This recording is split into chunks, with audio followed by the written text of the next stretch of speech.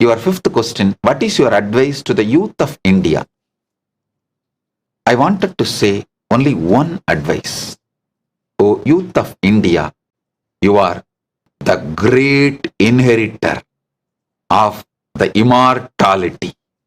The Upanishad says, Shrunvandu Vishwe Amritasya Putraha Vedahameham Purusham Mahantam Adityavarnam Tamasastu Paro. You Bharatiyas, youth of India, you are the inheritor of Amritasya, Amritatva. You are Amritasya Putra. You are the inheritors of the immortal knowledge. Don't lose your inheritance.